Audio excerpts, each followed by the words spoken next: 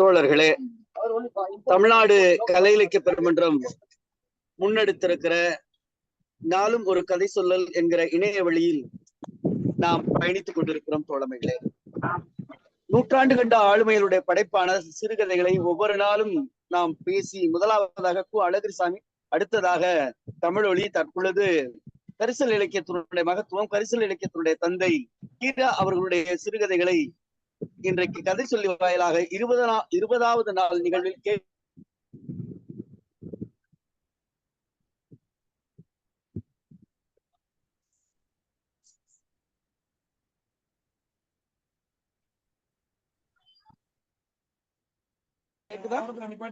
ஐயா கேக்குதா? கொஞ்சம் விட்டு போச்சு. கேக்குதா? இப்ப கேக்குது. அவரு கீரா ஐயா புதுச்சேரி மத்திய பல்கலைக்கழகத்துல துணைவேந்தராக வெங்கட சுப்பிரமணியம் இருந்த போது இவரை கௌரவ பேராசிரியரா நியமிக்கிறாங்க. அப்புறம் அவர் புதுச்சேரிக்கு வந்த பிறகுதான் கதை சொல்ல தொடங்கினதா அவரே அந்த பதிவுல இருக்கு. முன்னாள் முதலமைச்சர் எம்ஜிஆர் மிகவும் இவரை விரும்பினார். அது மட்டும் இல்ல, அவர் பல முறை முயற்சி செய்தும் அந்த சந்திப்பு நடக்காம போயிடுச்சு. ஆனா தமிழக முதலமைச்சர் மு கருணாநிதி இவருடைய படைப்புகளை பற்றி பேசியிருக்கிறார். முன்னாள் முதலமைச்சர் ஜெயலலிதா அம்மா அவர்கள் இவருடைய புத்தகங்களை கேட்டு வாங்கி படித்திருக்கிறார் என்றெல்லாம் அந்த நான் படித்த அந்த கட்டுரை பதிவு செய்த அந்த தோழமை கி ராஜநாராயணன் என்னும் கரிசல் காட்டு நெடுங்கதை என்ற தலைப்பின் கீழ் எழுதியிருக்கிற தோழமை இதை பதிவு செய்திருக்கிறார். அப்படிப்பட்ட தமிழகத்தினுடைய முதலமைச்சராக இருந்த ஆளுமைகள் எல்லாம் இவருடைய புத்தகத்தை தேடியும் இவரை பார்க்க வேண்டும், இவரை பேச வேண்டும் என்கிற சிந்தனையினுடைய அடிப்படையில் பயணித்த தோழமை கீரா ஆவார். அப்படிப்பட்ட கீராவுடைய கதையான அம்மா பிள்ளை அப்பா பிள்ளை என்கிற கதையை முனைவர் நே கிருஷ்ணவேணி அம்மா அவர்கள் கதை சொல்ல இருக்கிறார். கிருஷ்ணவேணி அவர்களை பற்றி நாம் அறிமுகத்தில் சொல்வதில் மகிழ்ச்சி அடைகிறோம். காரணம், 12ஆம் வகுப்பு வரை ஆங்கில வழி கல்வியில் பயின்று அவர் தமிழ் மீது கொண்ட மோகத்தால், காதலால் பல்வேறு பொறியியல் எல்லா படிப்புகளும் வாய்ப்புகள் சேருவதற்கான வாய்ப்புகள் வந்த பொழுது கூட அதையெல்லாம் மறுத்துவிட்டு நான் தமிழ் இலக்கியம் தான் படிப்பேன் என்று அதிலே அந்த படிப்பை தேர்ந்து படித்து அதுல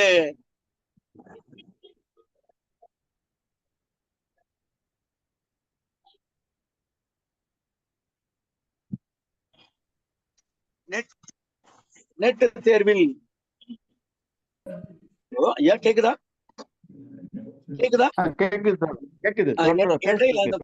கட் பண்ணி வரேன், கோச்சுக்கங்க, வேற ஒண்ணுல. பல்கலைக்கழக தேர்வில் JRF இது மாதிரிலாம் அவங்க தேர்ச்சி பெற்றுட்டேன். நம்முடைய அழகப்பா பல்கலைக்கழகத்துல அவங்க முனைவர் பட்டத்தை வழக்கத்திற்குரிய போற்றுதலுக்குரிய நல்ல இலக்கிய ஆளுமை அம்மா செந்தமிழ் பாவை அவர்களிடம் முனைவர் பட்டத்தினுடைய ஆய்வாளராக சேர்ந்திருக்கிறார். அவர் எடுத்துக்கொண்ட தலைப்பு கூட காப்பிய கவிஞர் மீனவனுடைய இலக்கிய படைப்பும் பயணமும் குறித்து ஆய்வு செய்திருக்கிறார். அப்படிப்பட்ட இந்த ஆளுமை படிக்கிற காலத்திலே தேர்வு, அவர் எழுதிய எல்லா தேர்விலும் வெற்றி பெற்றிருக்கிறார். அப்படி தேர்வு எழுதிய இந்த ஆளுமை தன்னுடைய 25வது வயதில் அரசு பணியில் தேர்வினுடைய அடிப்படையில் தேர்ச்சி பெற்று அரசு பணியில் பயணித்த இவர் நல்ல கவிஞர். ஏன் அப்படின்னா, இவர் புனைப்பெயர்லாம் எழுதுறாரு. இவருடைய நெறியாளர் அடிக்கடி இவரை சீண்டுவது, இவரை சொல்லி அழைக்கின்ற அந்த பெயரினுடைய அடிப்படையிலேயே இவர் எழுத ஆரம்பித்திருக்கிறார். அவர் சொல்லிய பெயர் கூட பார்த்தீங்கன்னா முரண் மலர் அப்படின்னு அழைப்பாங்க. அதனுடைய பெயர்ல கவிதை எழுதிய நல்ல கவிஞர். திருச்சியில முத்தமிழ் சங்க ஆண்டு விழாவில் சென்றவர்கள் சிறந்த கவிஞருக்கான வைரமுத்து விருதை பெற்றிருக்கிறார். பள்ளியில அவருடைய பணியை பாராட்டி காரைக்குடி அரிமா சங்கம் இவருக்கு சிறந்த ஆசிரியர் விருது வழங்கி இருக்கிறது. நம்முடைய தமிழ்நாடு கலை இலக்கிய பெருமன்றம் காரைக்குடிக்குள்ளே அம்மாவும் அவருடைய மகளும் இணைந்து இலக்கிய சொற்பொழிவு எல்லாம் ஆற்றி வரக்கூடிய மிகச்சிறந்த ஆளுமை காரைக்குடி தமிழ்நாடு கலை இலக்கிய காரைக்குடி கிளையினுடைய நல்ல சிறந்த உறுப்பினர், மதிப்புக்குரிய முனைவர் அம்மா நே கிருஷ்ணவேணி ஆசிரியர் அவர்கள் இன்றைக்கு நம்மோடு கதை சொல்ல பயணிக்க இருக்கிறார். இவர் சிவகங்கை மாவட்டத்தில் இருக்கக்கூடிய ஜெயங்குடன் அரசு உயர்நிலைப் பள்ளியில் தமிழாசிரியராக இருக்கக்கூடிய அம்மா முனைவர் நே கிருஷ்ணவேணி அவர்களை தமிழ்நாடு கலை இலக்கிய பெருமன்றத்தின் சார்பாக கீராவனுடைய கதையான அம்மா பிள்ளை அப்பா பிள்ளை என்கிற கதையை சொல்ல வருமாறு தோழமையோடு அழைக்கின்றோம். தோழமையே வருக, கதை சொல்க. நன்றி ஐயா. உயிர் தந்த தாய் தந்தையர்க்கும், உதிரத்தில் ஓடும் தாய் தமிழுக்கும், தமிழ் உணர்வால் என் சிந்தையில் நிறைந்திருக்கும் தமிழுலக சான்றோர்களுக்கும், தமிழ் உறவால் இங்கு கூடியிருக்கும் தமிழ்நாடு கலை இலக்கிய பெருமென்ற ஆளுமைகளுக்கும் என் அன்பும் பணிவும் நிறைந்த வணக்கத்தை தெரிவித்துக் கொள்கிறேன். நூற்றாண்டு கண்ட இலக்கிய ஆளுமை குறித்த இந்த தொடர் கதை சொல்லல் நிகழ்வுல கீரா அவர்களின் கதையை உங்களுடன் பகிர்ந்து கொள்வதற்கு இசைவு தந்த அனைவருக்குமே முதலிலேயே என்னுடைய நன்றியை கூறிக்கொள்கிறேன். கிட்டத்தட்ட இன்னைக்கு 20வது நாள். இந்த 20வது நாள்ல எனக்குரிய ஒரு 4 நாட்கள் தவிர இனி எல்லா நாட்கள்லயுமே இந்த நிகழ்வுல நான் தொடர்ந்து கலந்து கொள்கிறேன்.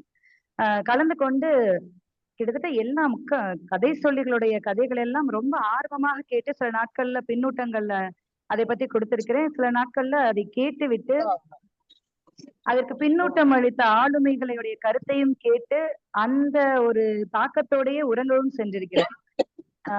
அவர்கள் எல்லாருக்குமே இந்த நல்ல நிகழ்வுல இன்னைக்குதான் நான் என்னுடைய காட்டி இன்னைக்குதான் நான் பேசுறதுனால இதற்கு முன் எனக்கு முன்னாடி சொன்ன அத்துணை கதை சொல்லிகளுக்கும் என்னுடைய மனம் நிறைந்த வாழ்த்துக்களையும் பாராட்டுகளையும் தெரிவித்துக் கொண்டு, ஐயா கேக்குதுங்களா?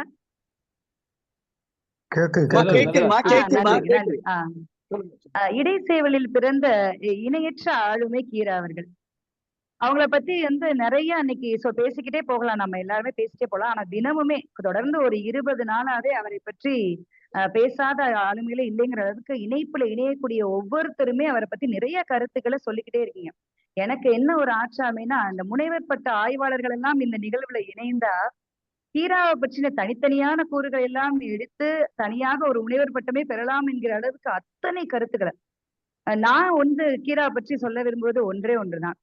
ஒரு படைப்பாளர் காலம் கடந்து நிற்கணும் அப்படின்னா அந்த படைப்பு அனுபவம், அந்த வாசிப்பு அனுபவம் வாசிக்கக்கூடிய வாசகர்களுடைய உள்ளத்துல ஒவ்வொருத்தருக்கும் ஓரொரு விதமான தாக்கத்தை ஏற்படுத்தணும். அது இன்னைக்கு படிக்கும் போது மட்டும் இல்ல, நம்ம எப்ப படிக்க ஆரம்பிச்சாலுமே அது ஒவ்வொரு விதமான தாக்கத்தை ஏற்படுத்துவதாக இருக்கணும். அப்படிப்பட்டதான ஒரு வாசிப்பு அனுபவம் கொண்ட வாசிய பருவத்தை கொடுக்கக்கூடிய ஒரு எழுத்தாளராகத்தான் நான் கீரா அவர்களை நினைக்கிறேன். முதல்ல கீரா அவர்களை பற்றி ஒரு கதை சொல்லணுமா கதை சொல்ல நிகழ்வு இருக்கு அப்படின்னு என்னுடைய அன்புக்குரிய மாமா அவர்கள் என்று சொல்லும் போது நான் உடனே சொன்ன கதை கதவுதான். ஆனா அந்த கதை ஏற்கனவே தெரிவு செய்யப்பட்டது அப்படின்னு சொன்னோன்னு, சரிங்கம்மா தலைப்புல இருந்து ஏதாவது எடுக்கணும் போது தலைப்பை பார்த்து நான் ஈர்க்கப்பட்ட ஒரு கதை அப்பா பிள்ளை அம்மா பிள்ளை. இப்ப கீராவுடைய முத்திரை கதைகள் அப்படிங்கிற கதைகளுக்கு கீழே இந்த கதை இடம்பெறலைங்கிறது ஏன் தெரியல. ஆனா ரொம்ப எளிமையான கதை. இந்த கதை மிக ரொம்ப எளிமையான கதை. யாரோ குறுக்கிடுதாங்க, இடையூறு. ஆமா, அவங்களை மியூட் பண்ண சொல்லுங்க.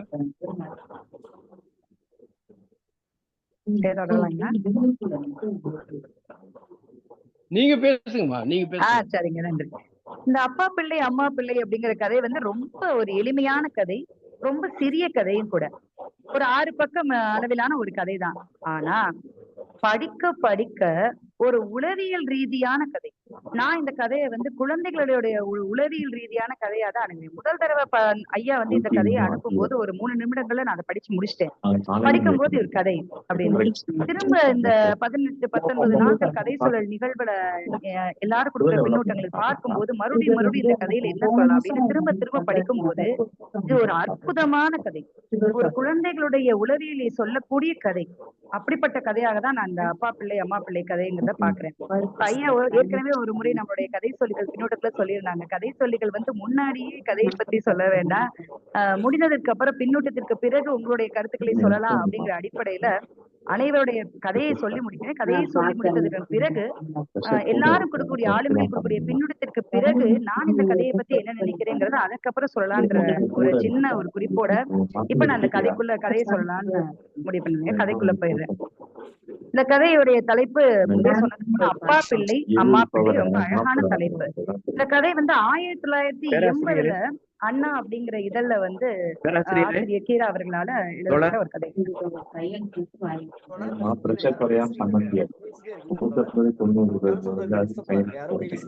ஏதோ பேசிக்கிட்டே இருக்காங்க தோழர்.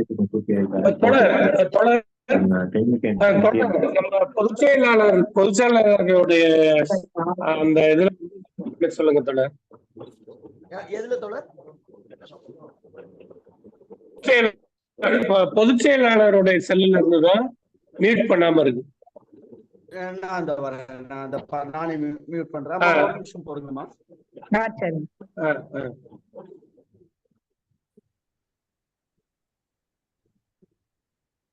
நீங்க பேசுங்க. நன்றிங்க. இந்த அப்பா பிள்ளை அம்மா பிள்ளை அப்படிங்கிற கதையை இப்ப நான் சொல்ல திறக்கிறேன். இந்த கதையுடைய ஆரம்பத்திலேயே என்னன்னா, ஒரு வீடு நிறைய குழந்தைகள்லாம் உட்கார்ந்து தீக்குச்சிகள் எல்லாம் அடுக்கி அந்த தீப்பெட்டிகள் எல்லாம் ஒட்டி கொண்டிருக்கிற வேலையை பார்த்துட்டு இருக்காங்க. நம்மளுக்கு தெரியும் இந்த கரிசல் மண், அதாவது இந்த விருதுநகர், சாத்தூர் மாவட்டங்கள்லாம் இப்ப தீப்பெட்டி தொழிற்சாலைகள் அதிகமாக இருக்கக்கூடிய ஒரு ஒரு பகுதியாக நம்ம பார்க்கிறோம். அன்றைய காலகட்டத்துல இப்ப என்னுடைய தந்தையாரும் கூட நான் பிறப்பதற்கு முன்னாடி 2 வருஷம் சிவகாசியில தான் வேலை பார்த்தேன்னு சொல்றாங்க. அப்ப எங்க அம்மா என்கிட்ட சொல்றது உண்டு, அங்க வந்து இந்த மாதிரி வீடுகள்லயே தீப்பெட்டிகள் கொண்டு வந்து தருவாங்கம்மா, அதை நாங்க அதை வந்து அடுக்கி அந்த பெட்டியை ஒட்டுறது ஒரு வேலை, அதுல ஒரு சிறந்த வருமானம் கிடைக்கும் அப்படின்னு சொல்லி கேள்விப்பட்டிருக்கேன்.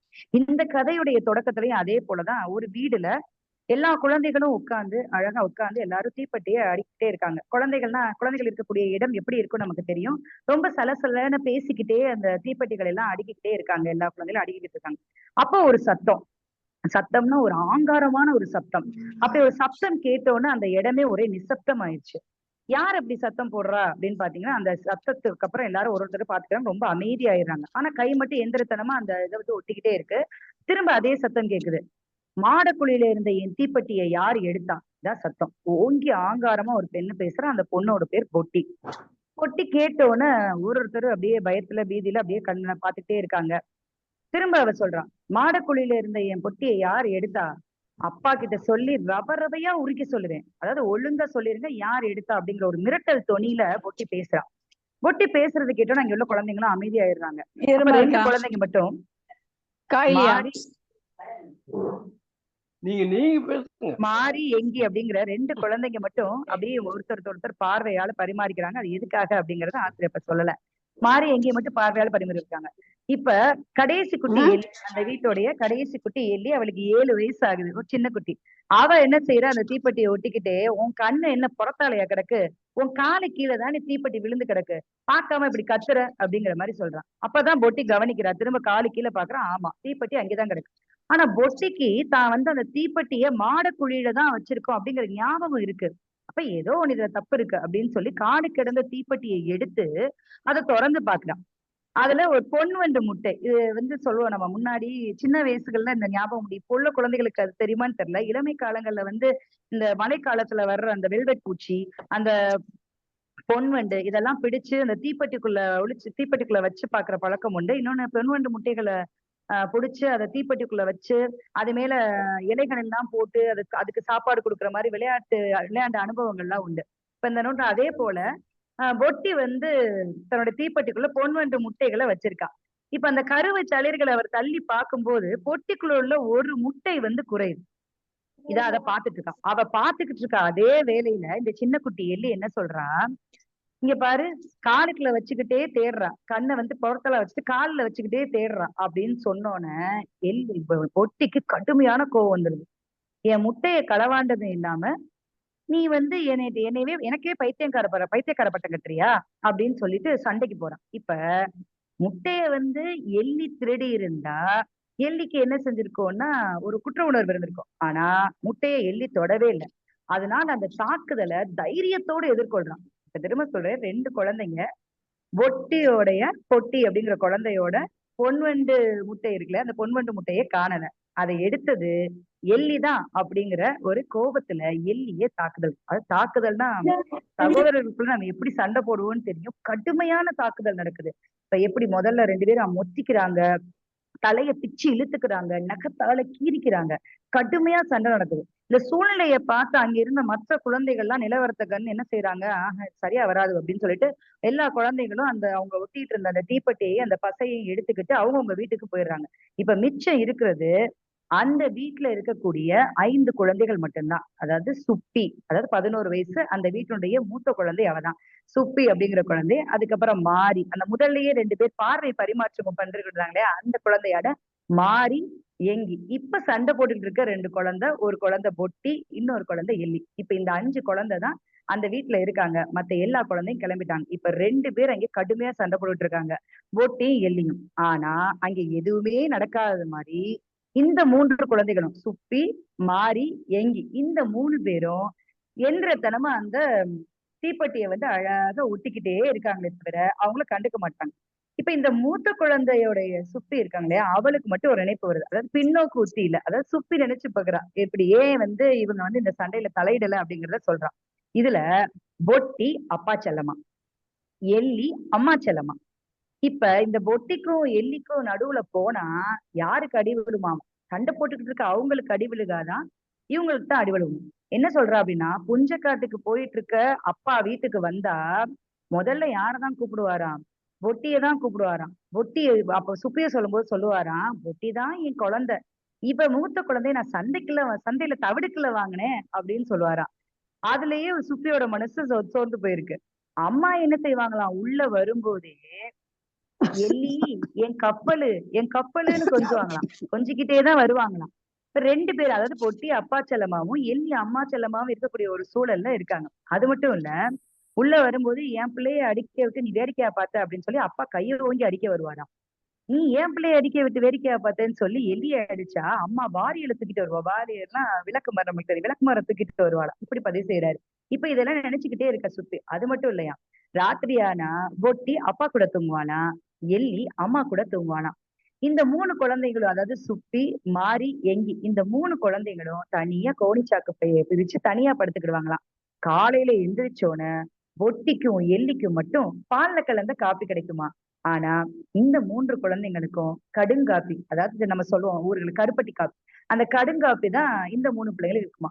இப்ப இந்த குடும்பத்துடைய நிலைய இந்த ஒரு பத்தியிலேயே அழகா சொல்லிடுறாரு கீரா.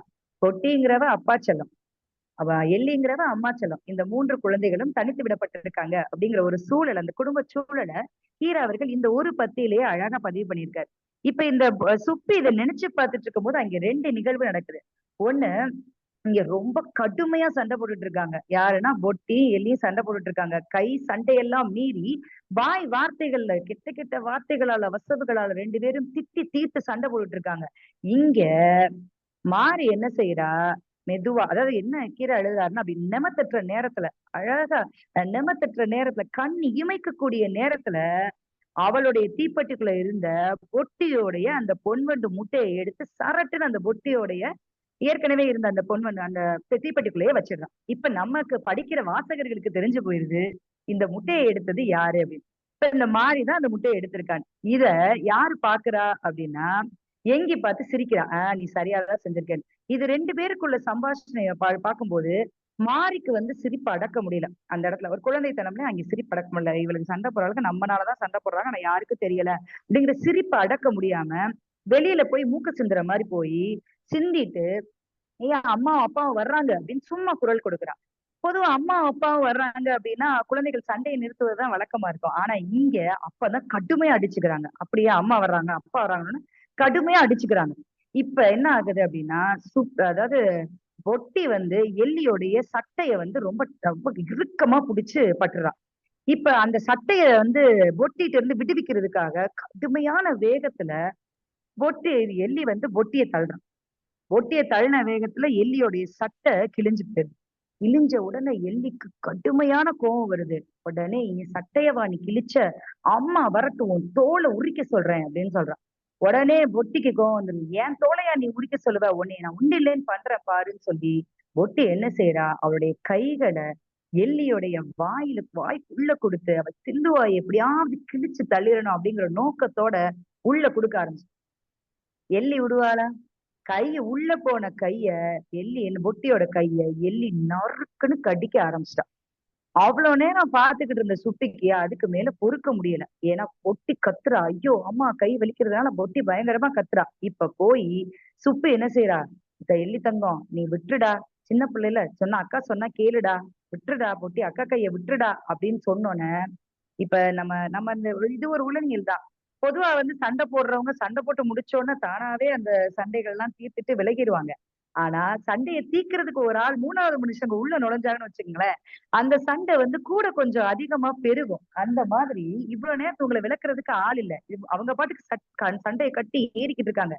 இப்ப சுப்பி வந்து வீட்டுடைய மூத்த குழந்தையான சுப்பி வந்து இவங்க 2 பேரையும் விலக்கி வைக்கணும் அப்படிங்கிற எண்ணத்துல விளக்கும் போது சண்டையோடைய வேகம் வந்து இன்னும் அதிகரிக்குது. எள்ளி என்ன செய்யறா, அதாவது அந்த கைய வந்து இன்னைக்கு இன்னைக்கு இவங்களை வந்து ஒரு வழி பண்ணிடணும் அப்படிங்கிற முடிவுல இந்த கையை கடிச்சு துப்பிடணுங்கிற அளவுக்கு ஆத்திரத்துல அந்த விரலை வந்து பயங்கரமா கடிக்க ஆரம்பிச்சிடுறான். இப்ப வலி பொறுக்க முடியாம பொட்டி வந்து கடுமையா கத்துறா. அதுக்கு மேல சுப்பிக்கு இருந்து அழுக தாங்க முடியல, கண்ணீர் கொட்டிருது. சுப்பி அழுகிறத பார்த்துட்டு மாரிக்கும் எங்கிக்கும் அவன் மேல ஒரு அருவருப்பு உணர்ச்சி வருது. இவன் எதுக்கு இப்படி கிடக்குறா, இவ எதுக்கு உள்ளார போறா, உள்ள இவ எதுக்கு இப்படி அழுதுட்டு கிடக்குறா அப்படின்னு சொல்லிட்டு தூரத்துல இருந்து பாக்குற மாரி எங்கேயும் ஒரு மாதிரி அருவருப்பு உணர்ச்சியோட சுப்பிய பாக்குறாங்க. சுப்பிக்கு என்ன ஒரு உணர்வுனா, தான் தான் வீட்டுல வந்து மூத்த குழந்தை, தான் வந்து ஒரு பொறுப்போட செயல்படணும், தனக்குதான் அந்த பொறுப்பு இருக்கு அப்படிங்கறது அந்த சின்ன பொண்ணு, பெரிய பொண்ணு இல்ல, அவளுக்கு 11 வயசு தான் ஆகுது. கடைக்குட்டிக்கு 7 வயசுன்னு பதிவு பண்றார் ஆசிரியர். அதே போல மூத்த பெண்ணான சுப்பிக்கு வந்து 11 வயசு தான் ஆகுது. அந்த குழந்தை வந்து அழுகுறா. அழுதுட்டு போய் இந்த சண்டையை எப்படியாவது தடுத்து நிறுத்தணும் அப்படிங்கிற வேகத்துல, எள்ளிக்கண்ணு சொல்றதை கேளுமா, அக்கா சொல்றதை கேளுமா, தயவு செய்து அக்கா கையை விட்டுரு, நீ எடுக்கலாமா, பொன் வண்டு முட்டைய நீ எடுக்கவே இல்லை, சத்தியமா சாமி சத்தியமா நீ எடுக்கல, நான் தான் எடுத்தேன் அப்படின்னு தான் மேல பழி போட்டுக்கிட்டு அவளோட முட்டை அவ வச்சிருப்பா இல்லையா, ஒரு குழந்தையுமே ஒரு தீப்பெட்டிக்குள்ள பொன்வண்டு முட்டையை சேகரிச்சு வச்சிருக்காங்க. அந்த பொன்வண்டு முட்டையில ஒண்ணு எடுத்து பொட்டிட்ட, பொட்டி நான் தான் உன் முட்டையை எடுத்தேன், இந்தா வச்சுக்க அப்படின்னு சொல்லி கொடுக்குறான். இப்ப ஆச்சரியமா எள்ளிக்கு வந்து டக்குன்னு நம்ம வேணா நம்மன்னு சொல்லி பழி போட்டு இருந்தா அது அக்கான்னு யாருமே நினைக்கவே இல்லை. சுப்பிதான் அப்படிங்கிற ஒரு ஆச்சரியத்திலையும் ஒரு அதிசயத்திலையும் ஒரு சின்னதா அப்படின்னு சொன்ன ஒரு கட்டத்துல வந்து வாயில இருந்து விரல் வந்து விடுவிக்கப்பட்டுறது. பொட்டியோட விரல் வந்து எடுத்துட்டான். எடுத்த பொட்டி வந்து அந்த வலியுடைய வேதனை தாங்க முடியாதாலோ, இல்ல இவதான் எடுத்தாலோ, இதுதான் அந்த சண்டைக்கு காரணம், நீ என்ன நினைத்தாலோ தெரியல, பக்கத்துல இருக்கக்கூடிய அந்த பசை பலகை, பிளைவுட்னு சொல்றாங்க, அந்த பசை பலகை எடுத்து ஓங்கி ஒரே அடி சுப்பி மண்டைய உடைச்சிட்டான். சுப்பி மண்டையில இருந்து ரத்தம் கொட்டுது. அக்காவோட தலையில இருந்து ரத்தம் கொட்டுறத பாக்குறாங்க இந்த இந்த மச்ச 3 குழந்தைங்களும் அந்த அக்கா தலையில. இப்ப மாரிக்கும் எங்கிக்கும் பொட்டி மேல ஏற்கனவே கோவம். இந்த கதையுடைய போக்குலயே உங்களுக்கு தெரிஞ்சிருக்கும். மாரிதான் வந்து பொட்டியுடைய பொன்வண்டு முட்டையை திருடி தனக்குள்ள வச்சிருக்கிறா. சண்டைய கண்டு ஒரு என்னது ஒரு கமுக்கமா சிரிச்சுக்கிறா, எல்லாமே பண்றா. இப்ப ஏன் இந்த பொட்டிக்கு இவ்வளவு அகங்காரம்?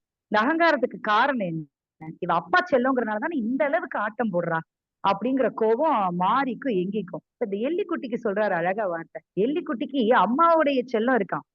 ஆல்ரெடி அவளுக்கு அம்மாவுடைய செல்லம் அதிகமா இருக்கு. ஆனா எள்ளிக்கு என்ன கோவம், அம்மாவோட செல்லம் மட்டும்தான் நமக்கு இருக்கு, அப்பா நம்மள செல்லம் கொஞ்சம் அது காரணம் யாரு, இந்த பொட்டி தானே. இந்த ஆத்திரம் அதோட ஒண்ணுமே தெரியாத அப்பா அக்காவையும்ல நீ அடிச்சுவிட்டா அப்படிங்கிற ஆத்திரத்துல இப்ப பொட்டிய எள்ளி மாறி எங்கி இந்த மிச்ச 3 குழந்தைகளும் சராமாரியா தாக்க ஆரம்பிக்கிறாங்க.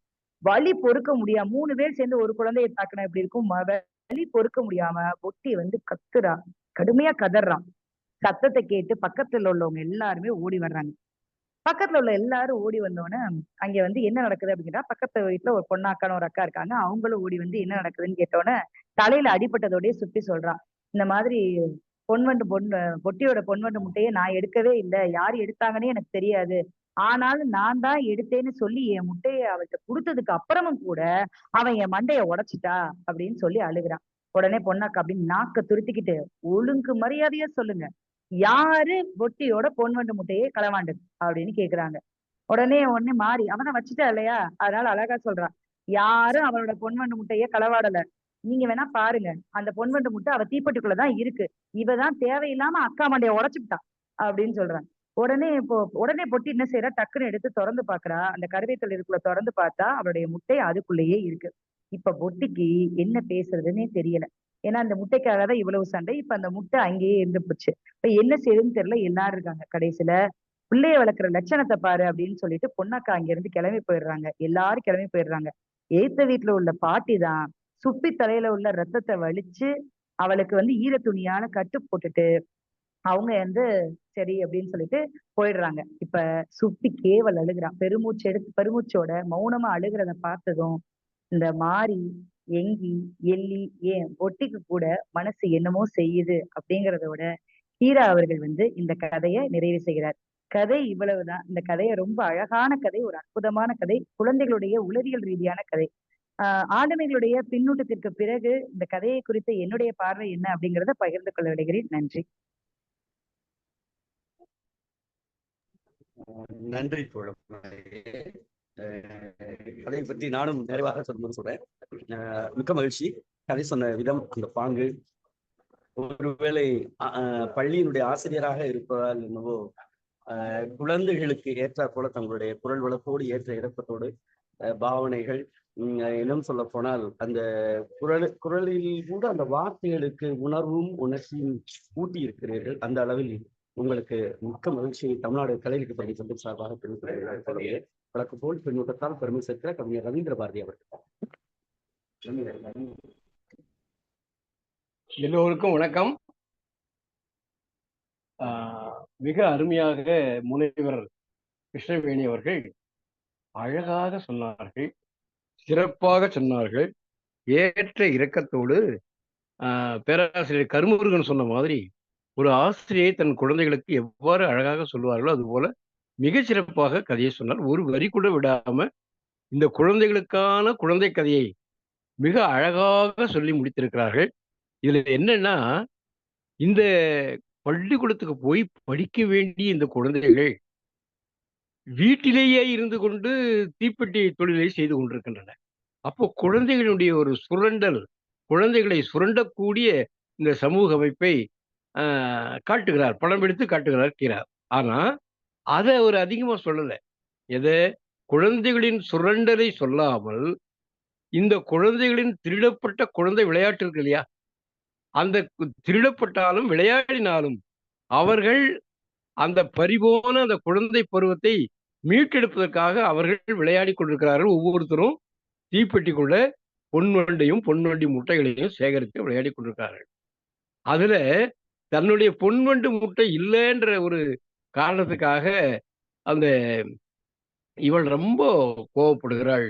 அந்த குழந்தை சிறுமிகள் வந்து போட்டி, இந்த பொட்டி வந்து அப்பா செல்லம், எள்ளி வந்து அம்மா செல்லம், மீதி இருக்கிற இந்த குழந்தைகள் இருக்கிறாங்க சுப்பி, மாரி, எங்கி, இந்த 3 பேரும் பாவம் அப்பா செல்லம் இல்ல அம்மா செல்லம் இல்ல, அது பரிதவிக்கக்கூடிய ஒரு நிலையில் இருக்குது. இந்த கதையில என்ன செய்தி சொல்றாங்கன்னா, குழந்தைகளை பிரித்து ஆளக்கூடாது, பிரித்து ஒருத்தர் மேல மட்டுமே அன்பு செலுத்தி, 2 தாய் தகப்பன் நீங்க தானே, உங்களுடைய குழந்தைகள் தானே இந்த 5 குழந்தைகளும், 5 குழந்தைகளும் சமமாக நீங்கள் நேசிக்க வேண்டாமா?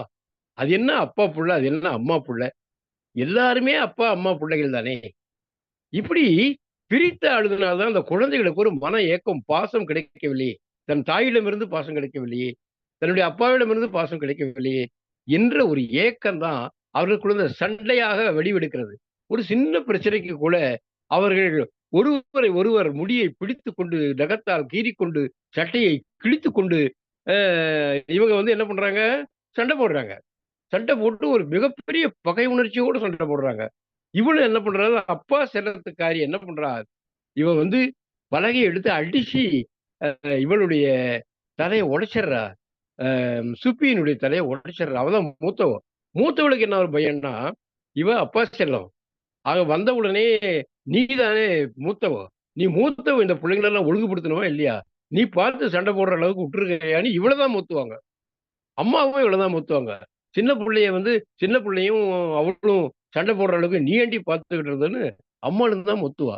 அப்போ இந்த குடும்பத்துக்குள்ள பாசத்தை, நேசத்தை, அன்பை எல்லா குழந்தைகளுக்கும் சமமாக கொடுக்க வேண்டும் என்ற செய்தியைத்தான் வெளிப்படையாக சொல்லாம இந்த கதை மூலம் உணர்த்துகிறார் கீரா.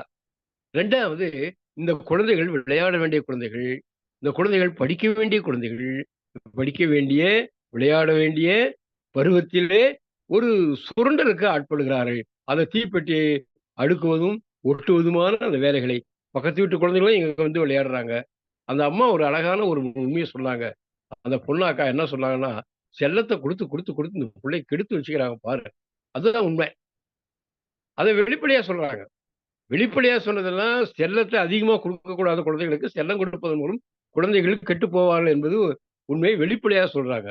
வெளிப்படையாக சொல்லாமல் உணர்த்தக்கூடிய செய்தி என்னவென்றால், எல்லா குழந்தைகளுக்கும் சமமான அளவிலே அன்பையும், பாசத்தையும் பெற்றோர்கள் செலுத்த வேண்டும் என்று மிக அழகாக இந்த குழந்தையினுடைய விளையாட்டு சண்டையையும் பக்கத்து வீட்டுக்காரர் ஒரு அன்பாக வந்து அந்த குழந்தைகளை வந்து கவனித்து அந்த சமாதானம் செய்துவதையும், அந்த பாட்டிமா வந்து தலையில கட்டு போடுறதும் ரொம்ப இயல்பான ஒரு கிராமத்துல நடக்கக்கூடிய குழந்தைகளின் வாழ்வை மிக அழகாக சொல்லியிருக்கிறார்.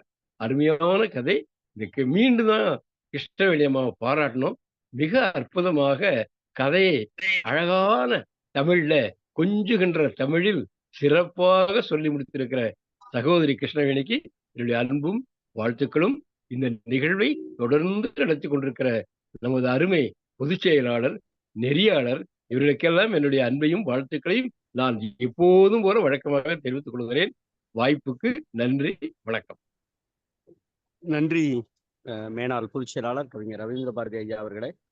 மிக்க மகிழ்ச்சி. அடுத்ததாக பின்னோட்டத்தால் பெருமிச இருக்கிற தோழர் சிவசுப்பிரமணியம் அவர்கள். தோழர்கள் அனைவருக்கும் வணக்கம்.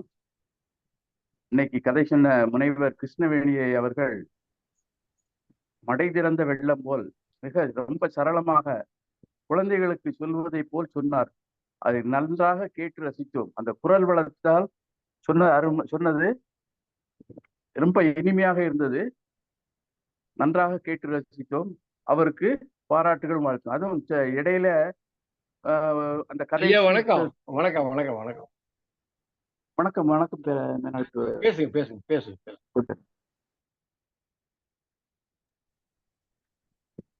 அந்த கதைக்கு தொடர்பாக உளவியல் படி தன் கருத்தையும் சொன்னார். அருமை, பாராட்டுகளும் வாழ்த்துக்களும். இல்ல இந்த சண்டைய தீர்க்க போன அந்த சண்டையை சமாதானம் பண்ணி வைக்க போன பிள்ளையை அடிபட்டு போயிருது. அதுதான் ரொம்ப நாட்டுல நடக்கக்கூடியதையும் யதார்த்தமாக கீரா அவர்கள் சொல்லி இருக்கிறார். பொதுவாக காக்காவுக்கு தன் குஞ்சு பொன் குஞ்சு அப்படிம்பாங்க. ஆனா இங்க இந்த பிள்ளைய பிரிச்சு பெற்றோர் பார்க்கறதே ரொம்ப தவறு. அம்மா பிள்ளை அப்பா பிள்ளைன்னு 2 பேரை எடுத்துக்கிட்டா மீதி 3 பிள்ளைகளும் எவ்வளவு பெற்றோர் மீது ரொம்ப வெறுப்பு உண்டாகும். அது பிற்காலத்தில் மோசமான பின்விளைவுகளை உருவாக்கும், ஆபத்தாக கூட முடியலாம். அதனால இப்படி பெற்றோரை தவறு செய்வதை கீரா அவர்கள் சுட்டி காட்டுகிறார். அடுத்து தந்தையே சொல்றாரு, எல்லிய தவிட்டுக்கு வாங்கின பிள்ளைன்னு. தவிட்டுக்கு வாங்குறதுன்னா அது ஒரு இது, அதாவது பிள்ளை வந்து தரிக்காம போயிடும். 3 பிள்ளை 4 பிள்ளை பிறந்து இறந்து போயிடுச்சுன்னா அடுத்து பிறக்கக்கூடிய பிள்ளைய தனது சொந்தக்காரங்க கிட்ட கொடுத்து, குறிப்பா நிறைய பிள்ளைங்க வச்சிருக்கவங்க கிட்ட கொடுத்து, அதுக்கு இவங்க வந்து தவிட்ட கொடுத்துட்டு அந்த பிள்ளைய எடுத்து வாங்கிக்கிடுவாங்க. அதுதான் தவிட்டுக்கு வாங்கின பிள்ளைன்னு சொல்றது. ஆனா தவிட்டுக்கு வாங்கினதுன்னா அது இது மோசம் அப்படின்னு அப்பாவே சொல்றாரு. இதெல்லாம் அப்பா அம்மாவனுடைய குறைகளை நல்லா சுட்டி காட்டுகிறார் கீரா அவர்கள். கதை போக்கு மிகவும் அருமையாக இருந்தது. முடிவும் அருமையாக முடித்திருக்கிறார். இது அதாவது பெற்றோர்களுக்கு இது ஒரு பாடமாக விளங்கும் என்று கூறி என்னுடைய பின்னோட்டத்தை நிறைவு செய்கிறேன். வாய்ப்புக்கு நன்றி. நன்றி தோழமையே. அடுத்ததாக தோழர் அண்ணன் பூவதி என்ன சொல்றதுக்கு ரெடியா இருக்கீங்கன்னு நினைக்கிறேன். பூவதி என்ன? அனைவருக்கும் வணக்கம். கிருஷ்ணவேணியை வந்து எனக்கு அது பிறந்ததிலிருந்தே நல்லா தெரியும். அவருடைய தந்தையாரும் நானும் மிக நெருங்கிய நண்பர்கள், ஒன்றாக பணிபுரிபவர்கள். தமிழ் ஆங்கிலம் படித்திருந்தாலும் முருகன் சொன்னதை போல தமிழ் மீது வற்றாத ஒரு பாசம் மிக்கவர். படிப்பிலும் சரி, நல்ல சூட்டிகை, சின்ன வயசுலிருந்தே நல்ல படிப்பாளி, படைப்பாளி, பல விருதுகளை பெற்றிருக்கிறார். அவர் இன்றைக்கு தமிழகம் முழுவதும் அறிந்த ஒரு பேச்சாளராக திகழ்வது எங்களையெல்லாம் அவையத்துள் முந்தி இருப்ப செயல் என்று வள்ளுவன் கூறுவதைப் போல மிகுந்த மகிழ்ச்சியாக இருக்கிறது. இந்த கதையை ஒரு பிரசங்கம் மாதிரி செய்யாமல் கதை சொல்லல் எந்த இலக்கணப்படி இருக்க வேண்டுமோ அந்த இலக்கண முறைப்படி வேணி இன்னைக்கு சொல்லி இருக்கு. மனமார்ந்த வாழ்த்துக்கள். இது வெறும் குழந்தைகளுக்கான கதை மட்டுமல்ல, இது பெரியவர்களுக்கும் இந்த கதையிலே செய்தி இருக்கிறது என்று சொல்லி கதை சொன்ன எனது மருமகள் முனைவர் வேணிக்கு மனமார்ந்த வாழ்த்துக்களை தெரிவித்துக் கொள்கிறேன்.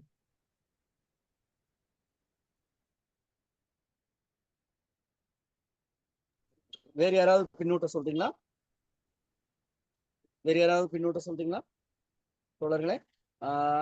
மேரி தோழர் கை உயர்த்திருக்கீங்கன்னு நினைக்கிறேன்.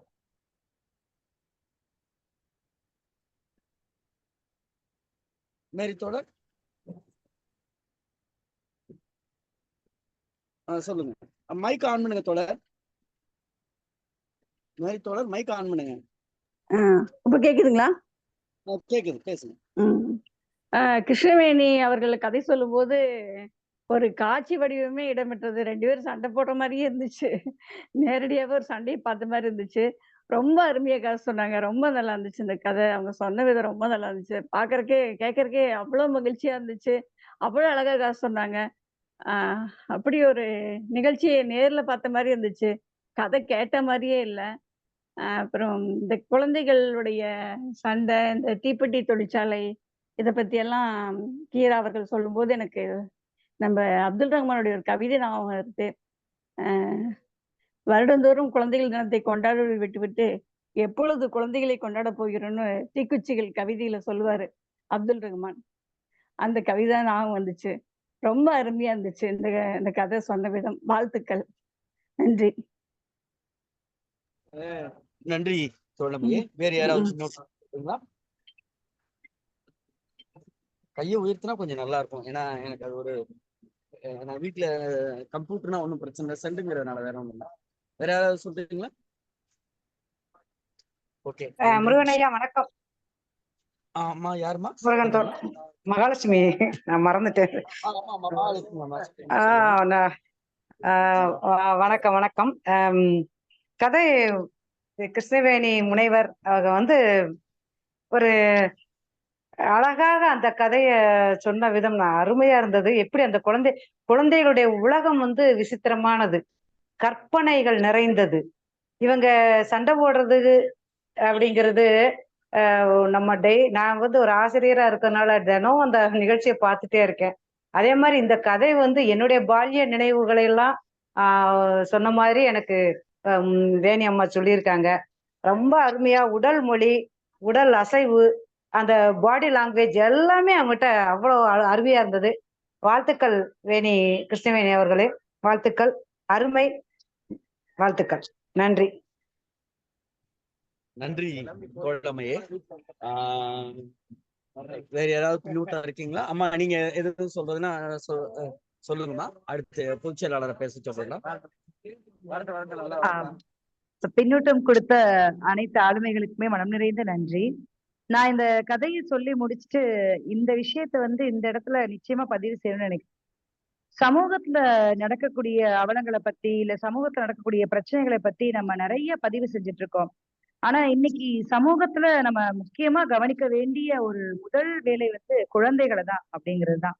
இப்ப இந்த கதை முன்னாடியே சொன்னது போல படிப்பதற்கு ரொம்ப எளிமையானது, ரொம்ப எளிமையானது. இன்னும் சொல்ல போனா கீரா அவர்கள் மற்ற கதைகள் கூட வட்டார வழக்குகளை ஏராளமா அள்ளி வழங்கி இருப்பாங்க. இந்த கதையில நீங்க இந்த வாரியல், இந்த சின்ன சின்ன அந்த சொல்லாடல்களை தவிர மிகப்பெரிய அளவுல யார் படித்தாலும் உடனே எளிதில் புரிந்து விடக்கூடிய வகையில தான் இந்த கதை அமைந்திருக்கு. ஆனா இந்த கதையை படிக்கும் போது ஃபுல்லா, இப்ப அம்மா சொன்ன மாதிரி, மகாலட்சுமி அம்மா சொன்ன மாதிரி நாஸ்டாலஜிக் ஃபீலிங் சொல்லுவாங்க நம்ம. அதாவது இளம் வயது ஞாபகம், இந்த பொன்வண்டு முட்டைய பிடிச்சது அப்படின்னு. அதையெல்லாம் தாண்டி இப்ப தீக்குச்சிகளை பத்தி கவிதை சொன்னாங்க இல்லையா அம்மா, அந்த கவிதையை தான் நானும் நினைவு கூர்ந்தேன். இன்னொன்னு, குழந்தைகளோடையே பணி செய்கின்றனால இந்த இந்த பிரச்சனைய நாங்க அன்றாடம் சந்திக்கிறோம் ஒரே வீட்டுல. இப்ப என்னையவே மாமா இந்த கதையை சொல்லும் போது சொன்னாங்க, நான் அப்பா பிள்ளை. உண்மையாதான், நான் அப்பா பிள்ளை. இப்ப எங்க வீட்டுல 2 குழந்தைகள் தான். நான் ஒண்ணு, என் தம்பி ஒண்ணு அப்படிங்கறதுனால தம்பி அம்மா செல்லம், நான் அப்பா செல்லம் அப்படிங்கறதுல இருக்கு. இப்ப கீரா அவர்களுடைய கதையில வந்து காட்டக்கூடிய ஐந்துமே பெண் பிள்ளைகள் தான். பொதுவா வந்து நிறைய வீடுகள்ல வந்து ஆண் பிள்ளை பெண் பிள்ளை அப்படிங்கிற பாகுபாடு வந்து அன்றையிலிருந்து இன்றைக்கு வரைக்கும் இருக்கு. நம்ம இன்னைக்கு இல்ல ஆண் பிள்ளைகளை வந்து பெண் பிள்ளைகளை வந்து நாங்க ஆண் பிள்ளைகள் போல வளர்க்கிறோம் அப்படின்னு இன்னைக்கு சொல்லிட்டு இருந்தாலும் கூட இன்னும் கிராம பகுதியில இந்த பாகுபாடோடு வளர்க்கக்கூடிய நிலையை வந்து இன்னைக்கு நம்ம பார்க்கிறோம். ஆனா கீரா அவர்கள் வந்து இந்த கதையில பதிவு செய்யற 5 குழந்தைகளுமே பெண் குழந்தைகள் தான். இப்ப அந்த அந்த வார்த்தைகளுடைய ஊடாட்டங்கள்லயே அவங்க என்ன சொல்ல வர்றாங்க அப்படிங்கறத நம்மளால நல்லா புரிஞ்சுக்க முடியுது. எள்ளி வந்து சின்ன பொண்ணு தானே, அவளுக்கு எப்படி இவ்வளவு பலம் வந்தது அப்படின்னு சுப்பி நினைச்சு பாக்குறா. எள்ளி சின்ன பொண்ணு தானங்க, அவளுக்கு எப்படிங்க இவ்வளவு பலம் வந்தது அப்படின்னா அதுக்கு காரணம் பின்னாடி இருக்கக்கூடிய ஒரு உறுதுணை. இப்ப நமக்கு பின்னாடி பக்கபலமாக இப்ப நானே பேசுறேன், என்னை ஊக்குவிக்கிறதுக்கு ஒரு ஆள் இருக்காங்க அப்படின்னா நம்மளுடைய பேச்சு வந்து கூடுதலான ஒரு தரத்துக்கு போயிடும். அது மாதிரி அது சண்டையாக இருக்கட்டும் இல்ல வாழ்க்கையாகட்டும், நமக்கு பின்னாடி ஒரு உறுதுணை அப்படின்னு ஒண்ணு கிடைக்கும் போது, ஒரு சப்போர்ட், மாரல் சப்போர்ட் அப்படின்னு கிடைக்கும் போது அந்த வேகம் வந்து அதிகரிக்கும்ங்கிறதா உண்மை. இப்ப எள்ளிக்கும் பொட்டிக்கும் மட்டும் ஏன் அந்த பலம் வந்தது? ஏன் வந்து மாரியும் எங்கேயும் திருட்டுத்தனமான இந்த செயலை எதுக்காக செய்யணும்? காரணம் என்ன? அழகா அந்த வரியையும் சொல்லுவாரு. 5 பிள்ளைகளுமே ஒரு தாய் வயசில் பிறந்த பிள்ளைகள் தான். இந்த 5 பிள்ளைகளுக்கு ஒரு பிள்ளை பாவமே உருவாக, இந்த சுப்பியுடைய கதாபாத்திரம் வந்து பாவமே உருவாக அமைக்கப்பட்டது. அந்த குழந்தை அழுகிறா, அந்த குழந்தை அழுகிறத பார்த்து மாரிக்கும் எங்கிக்கும் இங்க கோவம் வருது, அருவருப்பு வருதுன்னு எழுதுறாரு. காரணம் என்ன? இவ என்ன பெரிய நல்லவளா? நம்ம வந்து இவளுக்கு எதிரா ஒரு சதி செஞ்சுக்கிட்டு இருக்கோம், இவ பெரிய நல்லவளா, இவ மட்டும் என்ன பெருசா போறா அப்படிங்கிற கோவம். இவ நம்ம பக்கத்து சேராம அவங்க பக்கத்து ஏன் இருக்கா அப்படிங்கிற ஒரு ஆற்றாமை காரணமா தான் இந்த சொந்த சகோதரிகளே சுப்பி மேல ஒரு ஆங்காரம் வருது, அருவருப்பு வருது அப்படின்னு பதிவு பண்றாரு. மாறா எல்லாரை விட வலிமையானவளா எடுத்தோடனே பொட்டியுடைய அதிகார குரலை ஏன் காட்டணும் கீரா அவர்கள்? யோசிச்சு பாருங்க. ஏன்னா பொட்டி அப்பா செல்லம், அந்த அப்பாவுடைய ஆளுமை. அடுத்தது அந்த எல்லிக்கே அதுல ஒரு ஏக்கம் இருக்கு. இத்தனைக்கும் எல்லிக்கு வந்து அம்மாவுடைய செல்லம் கிடைக்குது, அளவு கடந்து கிடைக்குது. கப்பலு அந்த கொஞ்ச வார்த்தைகளே பாருங்களேன், நமக்கு அன்னை மணி அப்படி வார்த்தைகளை பதிவு பண்ணி கேள்விப்பட்டிருப்போம். ஆனா இங்க புதுமையா இருக்கும், எள்ளி என் கப்பலு அப்படின்னு. அதாவது சிற்றூர்கள்ல பார்க்காத இல்ல கிடைக்காத அதிசயத்த பொருள்களை எல்லாம் கூட கொஞ்சம் வார்த்தைகளாக வைத்து பேசுவாங்க அப்படிங்கிறதுக்கு ஒரு அழகா உதாரணமா படிக்கிறாரு. இப்ப இந்த இந்த ஒரு இந்த சொற்களுடைய ஊடாட்டத்திலேயே குழந்தைகளுடைய உளவியலை பாருங்க. ஒரு வீட்டுல பிறக்கக்கூடிய 5 குழந்தைகள்ல ஒரு குழந்தை ரொம்ப என்ன சொல்றது, ஒரு எதையுமே தாங்க இயலாத ஒரு அழுப்பிள்ளையாக. இப்ப இந்த சுப்பிய நான் அப்படி பாக்குறேன்னா, இந்த குழந்தைகளோட இந்த கதையை நிறைவு செய்து நான் பார்க்கல. இந்த சுப்பி வளர்ந்து விட்டாள், அந்த குழந்தை எந்த மாதிரியாக வளருவாங்க? எல்லாத்துக்கும் பயப்படுற சுபாவம் இல்ல, அல்லது அனைத்தையுமே அனுசரிச்சு போகணும் என்கிற மனப்பான்மை கொண்ட ஒரு குழந்தையாகத்தான் சுப்பி வளரக்கூடும். மாறி எங்கேயும் எப்படி வளருவாங்க கொஞ்சம் நினைச்சு பாருங்களேன். ஏதாவது ஒரு திருட்டுத்தனமா எதுலையாவது யாரையாவது மாட்டி விட்டு இப்படி ஒரு குழந்தைகளை குற்றவாளி ஆக்கக்கூடியவர்கள் யார் அப்படிங்கிற கேள்விக்கான விடையாகத்தான் நான் இந்த சிறுகதையை பார்க்கிறேன். கொஞ்சம் யோசிச்சு பார்த்தா நம்ம சொல்லுவாங்க, எந்த குழந்தையும் நல்ல குழந்தைதான் மண்ணில் பிறக்கையிலே அவர் நல்லவராவதும் தீயவராவதும் அன்னை வளர்க்கிறீங்கன்னா நிறைய பேர் சண்டைக்கு வருவாங்க. இதுல அன்னை மட்டும் இல்ல, அன்னை தந்தை 2 பேருக்குமே பெரிய பங்கு உண்டு. ஒரு குடும்ப சூழல் சமூக சூழல், இது 2 சூழலுமே ஆரோக்கியமாக இருக்கக்கூடிய சூழலில மட்டும்தான் ஒரு குழந்தைக்கு வந்து ஒரு சிறப்பான எதிர்காலம் அமைய முடியும். இது வந்து இந்த இடத்துல வந்து என்னுடைய மாணவி ஒரு பொண்ணு, அதாவது ஒரு 4 வருடங்களுக்கு முன்பு 2 குழந்தைகள் தான். அந்த குழந்தையுடைய தாய் தந்தை இருவருமே இல்ல, இறந்து போயிட்டாங்க. அவங்க பாட்டி தான் 2 குழந்தைங்க வளர்த்தாங்க. இந்த பாட்டிக்கு வந்து சின்ன பொண்ணுதான் ரொம்ப பிடிக்கும், அதாவது சின்ன தங்கச்சி. அந்த சின்ன பொண்ணுக்கே அதிகமா செல்லம் கொடுக்கறதுனால இந்த குழந்தை வந்து அவங்க அக்காவை வந்து மதிக்கிறதே இல்லை. அதிகமா எதிர்த்து பேசுறது, எனக்கு தான் எல்லாம் வேணுங்கிறது அப்படின்னு. நம்ம பாக்குறதுக்கு இதெல்லாம் ஒரு பிரச்சனையா, இதெல்லாம் ஒரு சண்டையா அப்படிங்கிற மாதிரிதான் நாங்க அதை அடிக்கிட்டே இருந்தோம். இவ வந்து அழுகும் போதெல்லாம் கூட மற்றவங்க எல்லாம் சரிடா சின்ன பிள்ளை தானே அப்படின்னு, ஆனா அந்த வார்த்தைகளை சொல்லவே கூடாதுங்கிறத ஒரு பெரிய பாடமா கற்பித்து கொண்டு போயிட்டா. உண்மையிலே அந்த அனிதா இன்னைக்கு இல்ல. நான் வந்து இந்த கதையை படிக்கும் போது ஏதோ அனிதா வந்து என்னுடைய கண் முன்னாடி எல்லாரையும் ஒரு உணர்ச்சியில ஆழ்த்தணுங்கிறதுக்காக இந்த விஷயத்த சொல்லல. குழந்தைகள் மீது நம்ம கொடுக்கக்கூடிய கவனம் வந்து எப்படி இருக்கணும் அப்படின்னு, 2 குழந்தைகள் தவறு செய்தா அதுல வந்து எந்த குழந்தை பாதிக்கப்பட்டதோ அந்த குழந்தை பரிதாபமானதுனோ, அதை தண்டிச்ச குழந்தை வந்து ஒரு வில்லன் அப்படிங்கிற மாதிரி ஒரு எதிர்கதாபாத்திரம் பாக்குறோம். அப்படி கிடையாது. தப்பு செய்யற குழந்தை 2 குழந்தையா இருந்துச்சுன்னா அந்த 2 குழந்தையுமே விக்டிம்ஸ் தான். அந்த 2 குழந்தையுமே குழந்தை தான். அந்த மனப்போக்குலதான் சமூகம் வந்து அவங்கள பார்க்கணும். இந்த அம்மா பிள்ளை அப்பா பிள்ளைங்கிற கதையை வந்து பாடமாகவே வைக்கணும்னு நான் நினைக்கிறேன். பெற்றோர்களுக்கு பெரிய பாடமாக இருக்கும் ஹீராவுடைய கதை. இது வந்து பார்ப்பதற்கு எளிமையான கதை போல தோன்றினாலும் கூட உளவியல் சிக்கல்களை அணுகக்கூடிய ஒரு கதையாக தான் இந்த கதையை நான் பார்க்கிறேன். அதனால இந்த கதையை வந்து பெற்றோர்கள் படிக்கக்கூடிய சூழலுக்கு நம்ம கொண்டு போகணும். அப்படிப்பட்ட ஒரு அற்புதமான கதை. நம்ம இப்ப கேட்கக்கூடிய ஆளுமைகளா இருக்கட்டும், நீங்க இப்ப சொல்லக்கூடிய இப்ப ஆசிரியர்கள் நிறைய பேர் இணைந்திருக்குங்க. இப்ப நம்ம 2 பேர்கிட்ட கேட்கும் போது ஒரு குழந்தைய நீயே அடிச்ச, அப்படி 2 பேருமே குழந்தைகளை குழந்தைகளுடைய உளவியலோடு அணுக வேண்டும் அப்படிங்கிற ஒரு பெரிய ஒரு குறிப்போடல், ஒரு பெரிய பார்வையோட இந்த கதை சொல்றதை வந்து நான் நிறைவு செய்கிறேன். பின்னூட்டம் அளித்த அத்துணை ஆளுமைகளுக்கும் இந்த வாய்ப்பினை எனக்கு வழங்கிய அனைத்து தோழமைகளுக்கும் என்னுடைய மனம் நிறைந்த நன்றியை தெரிவித்துக் கொள்கிறேன். நன்றி, வணக்கம்.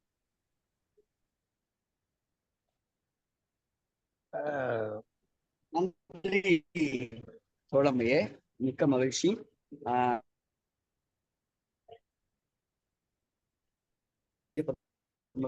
பொதுச் செயலாளர் மருத்துவர் தான் அறம் ஐயா அவர்கள். தோழர்கள் அனைவருக்கும் வணக்கம். பொதுச் செயலாளர் வணக்கம். எனக்கு கார்ல இருக்கீங்களா, பஸ்ல, ட்ரெயினா? ஆமா, அந்த போராட்டத்துக்கு வீட்டுக்கு போயிட்டு. ஓ, சரி சரி. ரொம்ப அருமையான கதை சொன்னாங்க கிருஷ்ணவேணி அம்மா. முனைவர் கிருஷ்ணவேணி வந்து கதை சொன்னதும் அருமை, அதை அனலைஸ் பண்ணி சொன்னதும் ரொம்ப அருமை. எப்படி ஒவ்வொரு குழந்தையினுடைய கேரக்டர் இருந்தது என்ன இதெல்லாம். இது வந்து இந்த பகுதி சாத்தூர் கோயில்பட்டி வட்டாரங்கள்ல தீப்பெட்டி கட்டு ஒட்டுதல் அப்படின்றது. தீப்பெட்டில நீங்க பார்த்திருப்பீங்க, மேல்பட்டியும் இருக்கும், அடிப்பட்டியும் இருக்கும். அதுல ஒரு ப்ளூ கலர் லேபிள் இருக்கும். அது வந்து காமனா இருக்குது. அந்த லேபிள் வந்து அந்த பிராண்டோட இது. அப்ப ஒரு அட்டையில பசை இருக்கும், இங்கிட்டு அந்த லேபிள் இருக்கும். அந்த வேகமா அந்த கைகள் எந்திரம் போல செயல்பட்டதுன்னு எழுதியிருப்பார். அதெல்லாம் இன்னைக்கு எந்திரமயம் ஆயிடுச்சு. இன்னைக்கு கட்டு ஒட்டுறதுன்றதே இல்லை. கட்டை எடுக்குவது, கட்டு ஒட்டுவது, இதுதான் வந்து வீடுகள்ல வேலையா இருக்கும்.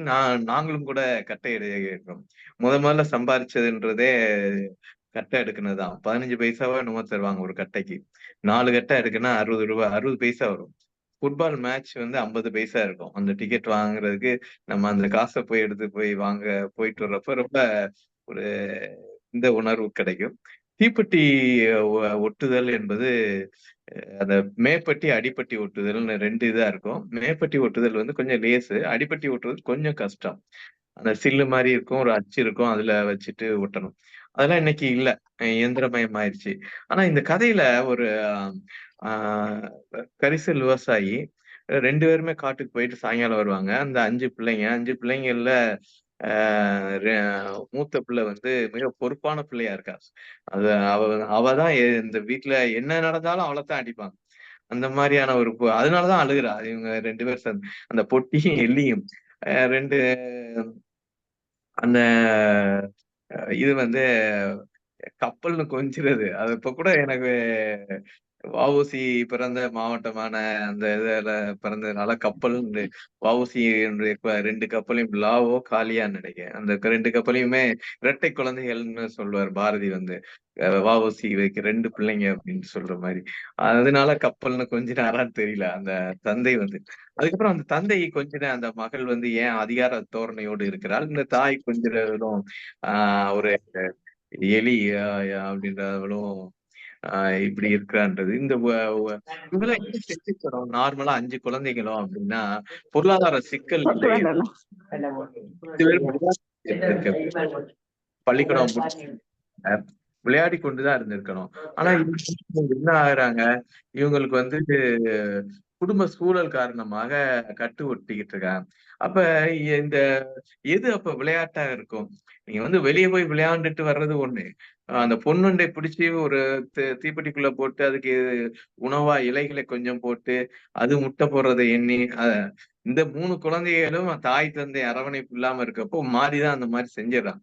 ஆனாலும் மூத்த பொண்ணு என்ன செய்யறா, தன்னுடைய முட்டையை கொடுத்து அவளை சமாதானம் பண்ணி இந்த 2 பேர் இதையும் விட வேண்டும் என்றது ஒரு இதுல வந்து அவ சமாதானம் பண்றான். இந்த உளவியல் எல்லாம் ஒருவேளை அந்த குழந்தைகள் அவங்களுடைய இயல்பான இதுல இருந்து விளையாடாமல் ஒரு குடும்ப சூழல் காரணமாக உழைப்பு வேலைக்குள் சிக்கி கொண்டதால் ஏற்படும் மன விகாரங்களா இதெல்லாம் என்பதை கூட நாம ஒரு மனநல ஆய்வாக கூட இதை நாம் எடுத்துட்டு போலாம். மூத்த பொண்ணு 11 வயசு தான். ஆனா அவ எவ்வளவு பொறுப்போட இருக்கிறா. அவ இந்த மத்த குழந்தைகள் எல்லாம் அவ தான் பாத்துக்கணும். இந்த குழந்தைகள் சண்டை போட்டாலும் அவளைத்தான் அடிப்பாங்க அப்படின்றது. இந்த 3 குழந்தைகளுக்கும் உள்ள இடைப்பட்ட அந்த 3 குழந்தைகளுக்கு இந்த 2 குழந்தைகள் மேல மட்டும் தாய் தந்தை பாசமா இருக்காங்கன்றது. இப்ப சொன்ன மாதிரியே தாய் தந்தையர் எல்லாருமே இதை படிக்கணும். எல்லா குழந்தைகளும் ஒண்ணு போல பாவிக்க வேண்டும். குழந்தைகளுடைய மனநிலை ஒவ்வொருத்தருக்கும் ஒவ்வொரு மாதிரி. நீங்க அன்பளிப்புனுடைய சாரங்கன் ஒரு மாதிரியான ஒரு கேரக்டர் என்றால், இதில் பொட்டியும் எளிமையும் ஒரு விதமான கேரக்டர். மாரியும் சுப்பு வேற விதமான ஒரு எல்லா குழந்தைகளும் ஒன்று கிடையாது. அவர்களுக்கான ஒரு மனநிலை வெவ்வேறாக இருக்கின்றது. அந்த மனநிலையை இயல்பான மனநிலையை இந்த குழந்தை தொழிலாளர்களாக இவர்கள் மாற்றப்பட்டதால் இந்த சிக்கல்கள் எல்லாம் வந்ததா என்றும் நாம் இதை விரித்து பார்க்கலாம். மிக அருமையான கதை. பக்கத்து இயல்பானது. இதை நீங்க இவ்வளவு நுட்பமெல்லாம் தெரிஞ்சுதான் இது பண்ணாரான்றதெல்லாம் இல்ல. இயல்பா அப்படியே ஒரு நாள் இந்த சம்பவம் எவ்வளவு நேரம் நடந்திருக்கும். இந்த சம்பவம் ஒரு அரை மணி நேரம் இல்ல 1 மணி நேரத்தை ஒரு கதையாக்கிட்டாரு. அப்படியே விரிச்சு வச்சு நீங்களே விவாதிச்சுக்கோங்க. இதுல நான் ஒரு யதார்த்தத்தை சொல்லிவிட்டேன். நீங்கள் இதுக்கு மேல அந்த கலைஞரின் சார்புத்தன்மை தான் அந்த அதிகார தோரணையோட பொட்டி இது பண்ணால் அப்படின்றதெல்லாம் ஒரு சார்புத்தன்மை. எல்லா குழந்தைகளும் நல்லா இருக்க வேண்டும் என்ற ஒரு சார்புத்தன்மையோட குழந்தை தொழிலாளர் ஒழிப்பு நடக்க வேண்டும். இந்த உழைப்பு சுரண்டலில் குழந்தைகளும் ஈடுபடுத்தப்படுகிறார்கள் என்ற அதனுடைய விமர்சனத்தையும் இதன் மூலமாக கீரா நமக்கு முன் படைத்து காட்டுகிறார். மிக அருமையான கதை. மிக அருமையாக விமர்சனம் பண்ணியும் செஞ்சாங்க. முனைவர் கிருஷ்ணவேணி அவர்களுக்கு வாழ்த்துக்கள்.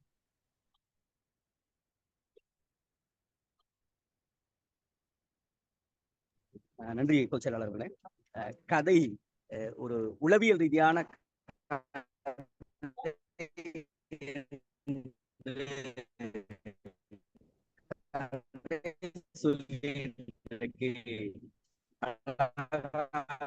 தன்னுடைய நிறைவு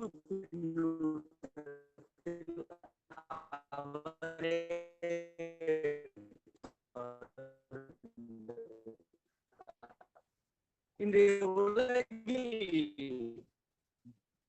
பெரும்பாலான வீடுகளில் வளர்ந்து வருகிற இந்த குறிப்பாக சகோதரர்கள் சகோதரிகள் பல காலத்துல எல்லாம் பாத்தீங்கன்னா ஒரு வீட்டுல அதிகபட்சமோட 3 பிள்ளை. ஆனால் இதற்குள்ளே ஒரு கீரா அன்றைக்கே எழுப்பி இருக்கிறார். குறிப்பாக இன்றைய தினங்களில் பார்த்தால் எல்லா வீடுகளிலும் நான் பார்க்கிற எனக்கு நான் கேள்விப்பட்ட வரையிலும் பெற்றோர்களும் குழந்தைகளிடம் இவன்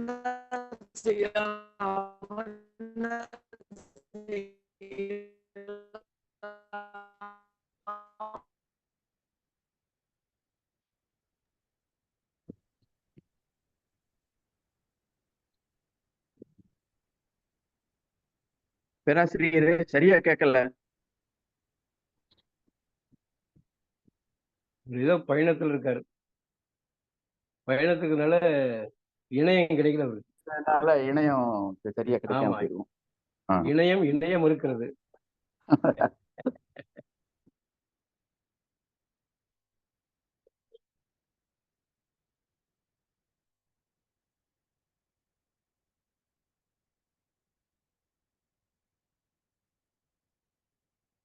சட்ட அட்டகாசமா இருக்குதுங்க ஐயா. சிவசூரன் ஐயா.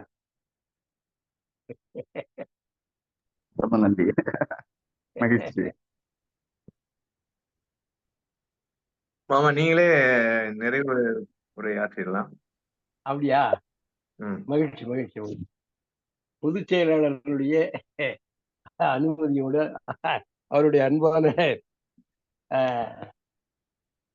தோழர்களே, இது அருமையான கதை. இதுல குழந்தை தொழிலாளர்களுடைய குழந்தைகளுடைய உழைப்பு சுரண்டலை வெளிப்படையாக சொல்லாமல் இந்த கதை உணர்த்துகிறது. ஏனென்றால் குழந்தை பருவம் திருடப்படுகிறது. சாதாரண புஞ்சையில வேலை செய்யக்கூடிய விவசாயிகள் அப்பா அம்மா பேர் சொல்லல, ஆனா பக்கத்து வீட்டுல ஒரு அம்மா பொன்னக்கான்ற ஒரு அம்மா சமாதானப்படுத்துறாங்க பாருங்க, அவங்க பேரை சொல்றாங்க. தேவைப்படுகிறவர்கள் பெயர் தான் கதையை சொல்ல வேண்டும். கதையில சொல்லப்பட வேண்டும். அந்த மாதிரி அளவாக தேவைப்படுறத மட்டும் அழகா சொல்லுகிறாரு. திரைமறைவுல அப்பா அம்மாவை பத்திய அவருடைய உணர்வுகளை சொல்றாங்க. அப்பா செல்லம், அம்மா செல்லம்.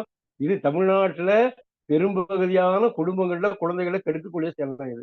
செல்லம் கொடுத்து என்னுடைய நண்பர் ஒருத்தர், ஒரே பையன், மிக அருமையா படிப்பான் அவன். என் வகுப்புல அவன் நல்லா படிப்பான். அதனால நான் என்ன பண்ணோம்னா, அவனு அந்த தேர்வு தாள்களை பூரா அவங்ககிட்ட தான் கொடுத்துருக்குவேன். என்னை விட அவன் குறைகளை கரெக்டா கண்டுபிடிச்சிட்டு இருக்குவான். ஆனா அவனுக்கு ஏகப்பட்ட செல்லத்தை கொடுத்து அந்த பையனை உருப்படியாம போயிட்டாரு அவங்க அப்பா. அவங்க அம்மாவும் செல்லத்தை கொடுத்துட்டு, பொட்ட பிள்ளைங்களாம் அவருடைய கூட பிறந்த தங்கைமார்கள் எல்லாம் படிச்சுட்டு வேலைக்கு வந்துட்டாங்க.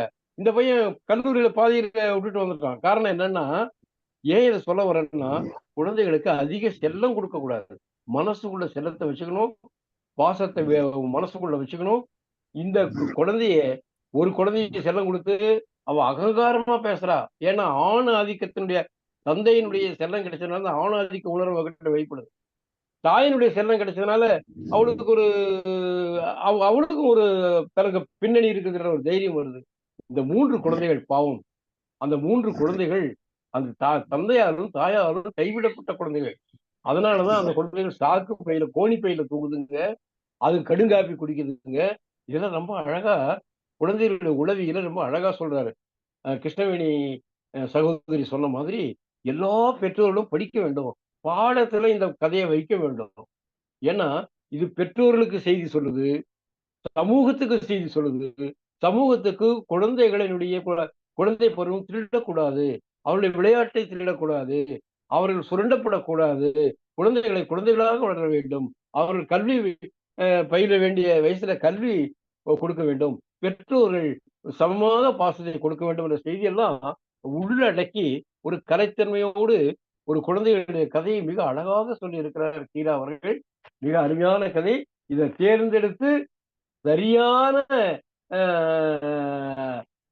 சகோதரிகிட்ட சொல்லி இந்த கதையை சொல்ல வச்சிருக்கிறாங்க. ஒவ்வொரு தேர்வுமே அபாரம், அருமை. நாளைக்கு பின்னூட்டம் சரியா கவனிக்கல, என்னால பின்னூட்டம் சொல்ல முடியாது. ஏன்னா அந்த வசதி என்கிட்ட இல்லை. பொதுச் செயலாளர் நாளைக்கு நிகழ்ச்சியை பத்தி சொல்லுவார். நாளைக்கு அன்பே மனிதமாய் முனைவர் மா நாகராஜ்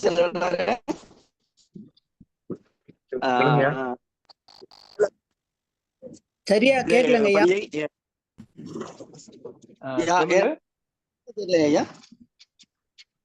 சரியா கேட்கல. கேட்கலையா? இல்ல நான் பார்க்கிற சொல்லுங்க, நீங்க சொல்லுங்க கருமுருகன் ஐயா, சொல்லுங்க, நீங்களே சொல்லுங்க. அன்பே மனிதமாய். இதே தொழில்நுட்ப காரணமாக எனக்காக ரவீந்திர பாரதி வாழ்த்துக்கள். நாளை தினம் 8 மணிக்கு தமிழ்நாடு கலை இலக்கிய பெருமன்றத்தின் சார்பான 4 வழியில் கீரா ஐயா அவர்களுடைய கதைகளோடு தமிழ்நாடு கலை இலக்கிய பெருமன்றம் உங்களோடு நன்றியும் வாழ்த்துக்கள். தோழர்களே, இன்னொரு செய்தி. நாளை ஞாயிற்றுக்கிழமை ஆகியதால் நம்மளது சிறார் இலக்கிய குழுவின் சார்பாக தமிழ் ஒலியின் புல்லாங்குழல் கதையை செல்வி பர்வதவர்தினியும் கீரா அவர்களின் நாட்டுப்புற கதைகளில் இயற்கை தெய்வம் என்ற கதைகளில் 3 கதைகளை மாணவர்கள் பிரணவ்ராம், லோக தன்சிகா, சுபரஞ்சினி சொல்கிறார்கள். அந்த நிகழ்வு மாலை 6 மணிக்கு நடைபெறும். நன்றி தோழர்களே. குழந்தைகளுக்கு அன்பான வேண்டுகோள், சிறார் இலக்கியத்தில் பங்கு பெறுகிற குழந்தைகளை ஊக்குவிப்பதற்காக அனைவரும் கலந்து கொண்டு அவருடைய கதைகளை தொடர்பான பின்னூட்டம் வழங்கி சிறப்பித்தால் சிறப்பாக ஒரு தலைமுறையை வளர்க்க வேண்டிய பொறுப்பும் கடமையும் நம்முடைய தமிழரை சிறார் இலக்கிய கதை சொல்லிகளுக்கும் தருமாறு மகிழ்ச்சி மகிழ்ச்சி மகிழ்ச்சி.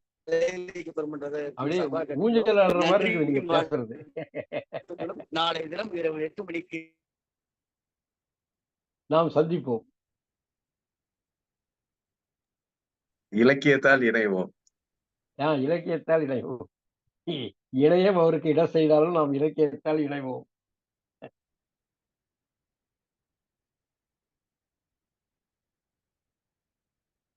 நன்றி தோழர்களே.